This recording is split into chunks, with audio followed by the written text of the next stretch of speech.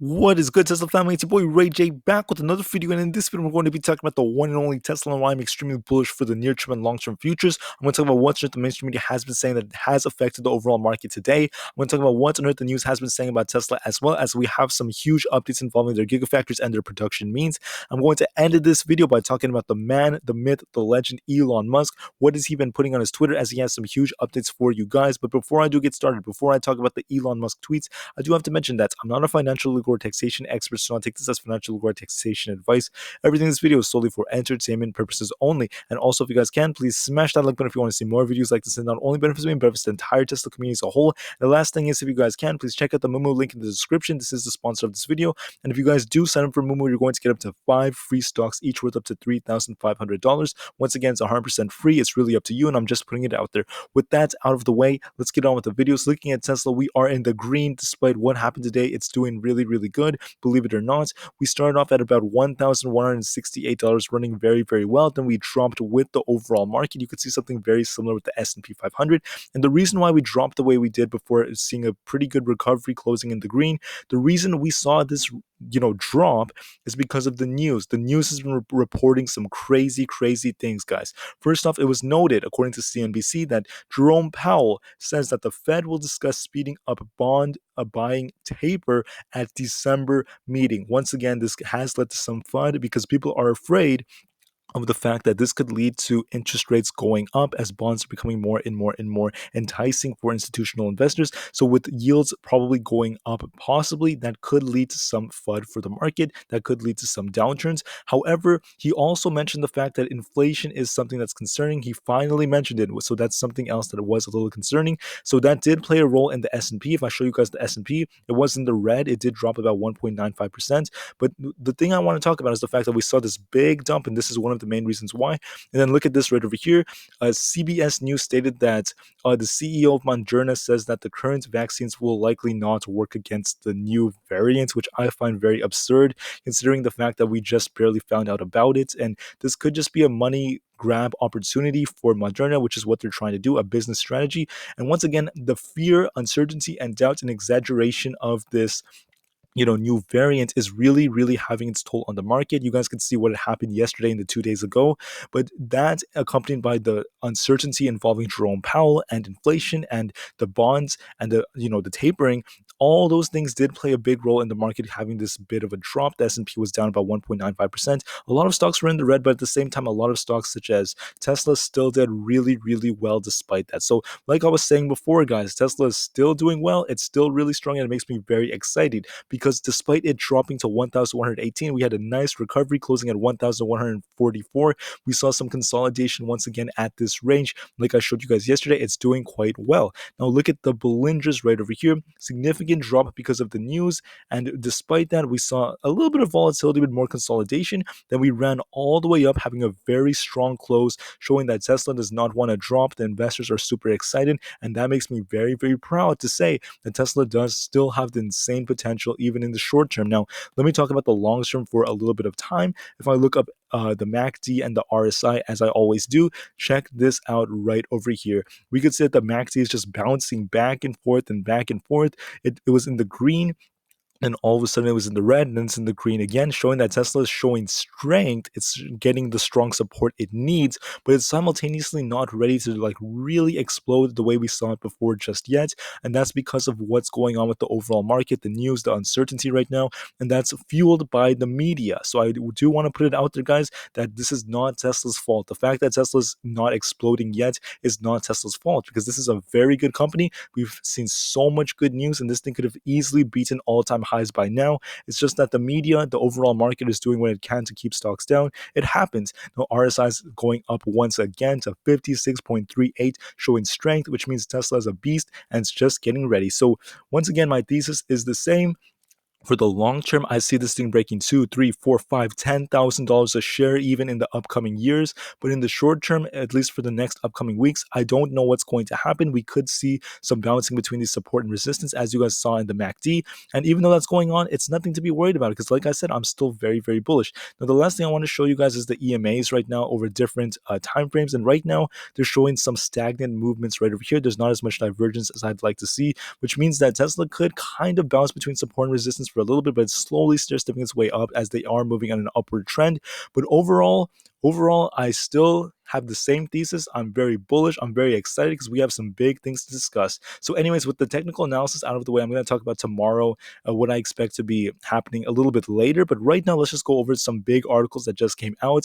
It states right over here, according to Electric, that Tesla is rumored to get green light at the Gigafactory in Berlin at any given time. It already has some Model Ys produced. Absolutely breaking news. Like I told you guys before in my previous video, the green light is here. They're about to start production, and they actually are like starting it, so to speak, to produce the Model Ys in Germany. A huge piece of news, a very big update, and we are ready to see Tesla absolutely explode. I'm super hyped about this. News like this should have caused Tesla to run up easily, like crazy. But because of the overall market, we didn't quite see that just yet. But I just want to put it out there that Tesla did nothing wrong. Tesla's been doing almost everything right. This new Gigafactory in Berlin is going to be absolutely huge.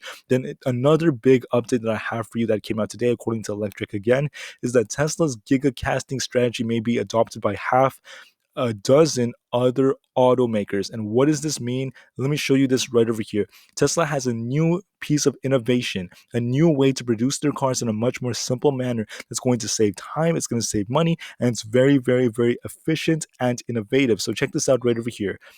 This is a Model 3, for instance. This is the rear underbody. It uses 70 pieces of metal. It's so complicated. That's at least how they used to do it. But then all of a sudden, they did something different. Now they're going to be using their rear underbodies with only 2 pieces of metal, and eventually it's going to be a single piece. So this means that it's going to be less, how should I say, you have to be less meticulous when building it. You just need one good piece. You put it in just like that. It's going to speed up production. It's going to help Tesla crush their earnings again, improve their revenue. It's a very good innovative system, and it's so innovative that other companies are now going to be using this. Over half a dozen other automakers are going to be using this system. A very good piece of innovation from Tesla. Once again, that makes me very interested. And some of the biggest Chinese automakers, for instance, are planning on doing the same thing, whether it's NIO or Li Auto.